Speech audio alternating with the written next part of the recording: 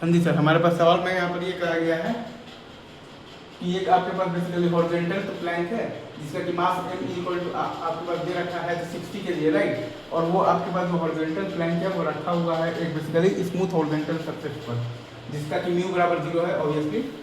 और वो हॉरिजॉन्टल जो प्लैंक है उसके एक एंड पर एक y है ऑफ मास m1 और उसका वैल्यू आपके पास दे रखा है 20 के लिए, राइट। वो हॉरिजॉन्टल जो प्लैंक है उसके एक एंड पर एक y है ऑफ मास m1, ठीक है। और उसका वैल्यू आपके पास दे रखा है बेसिकली क्या दे रखा है 20 के लिए, राइट, 20 के लिए। और वो हॉरिजॉन्टल प्लैंक के सेंटर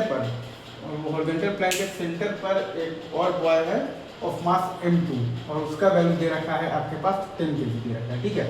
वो हॉरिजॉन्टल प्लैंक के सेंटर पर एक बॉय है m2 और उसका मास दे रखा है बेसिकली क्या दे रखा है 10 के जी। और वो प्लैंक का मास दे रखा है n इक्वल टू 60 के जी और वो प्लैंक का लेंथ दे रखा है l इक्वल टू 8 मीटर। वो प्लैंक का मास दे रखा है बेसिकली m इक्वल टू 60 के जी। अच्छा, और वो प्लैंक का लेंथ आपको दे रखा है l इक्वल टू 8 मीटर, सही है। तो हमें बताना है कि find the displacement of the plank when m1 reaches the centre and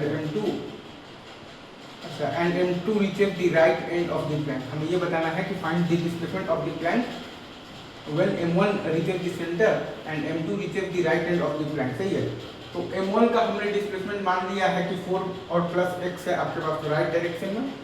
तो अकॉर्डिंगली अगर आप देखिएगा तो m का डिस्प्लेसमेंट हो जाएगा आपके पास बेसिकली ऑटोमेटिकली हो जाएगा x in the right direction और m2 का मतलब है जो डिस्प्लेसमेंट आपके पास हो जाएगा 4 प्लस x हो जाएगा इन द राइट डायरेक्शन, सही है, in the ground frame. Obviously हमने ये माना है कि m1 का डिस्प्लेसमेंट है आपके पास 4 plus x in the right direction, तो ऑटोमेटिकली m का आपके पास आ जाएगा displacement x in the right direction और m2 का आपके पास आ जाएगा displacement 4 plus x in the right direction in the ground frame.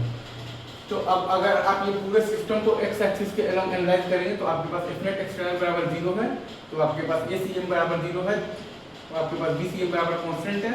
और चूंकि आपके पास BCM इनिशियल बराबर 0 है मतलब कि आपके पास BCM बराबर आपके पास 0 कांस्टेंट है, मतलब कि आपके पास XCM बराबर कांस्टेंट है, मतलब कि आपके पास डेल्टा XCM बराबर 0 है, मतलब कि आपके पास m1 डेल्टा x1 और प्लस m2 डेल्टा x2 बराबर 0 है। आगे मैं फिर से बोल रहा हूँ। अच्छा, अगर आप ये पूरे सिस्टम को x एक्सिस के अलोंग देखेंगे तो आपके पास f नेट एक्सटर्नल बराबर 0 है, मतलब कि ACM बराबर 0, मतलब कि BCM बराबर कांस्टेंट, ठीक है।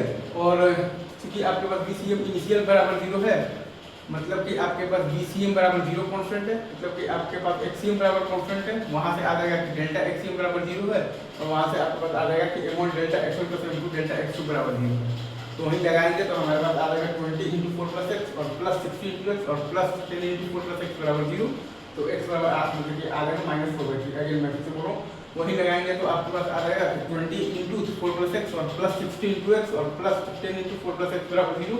तो वहाँ से आपके पास x मतलब कि आ जाएगा x बराबर -4/3, मतलब कि m1 का डिस्प्लेसमेंट मतलब कि आपके पास है 8/3 इन द राइट और m का डिस्प्लेसमेंट आपके पास है 4/3 इन द लेफ्ट और m2 का डिस्प्लेसमेंट आपके पास है 8/3 इन द राइट। अगेन आपके पास m1 का डिस्प्लेसमेंट है 8/3 इन द राइट, आपके पास m का डिस्प्लेसमेंट है 4/3 इन द लेफ्ट और आपके पास m2 का डिस्प्लेसमेंट है 8/3 इन द राइट, सही है।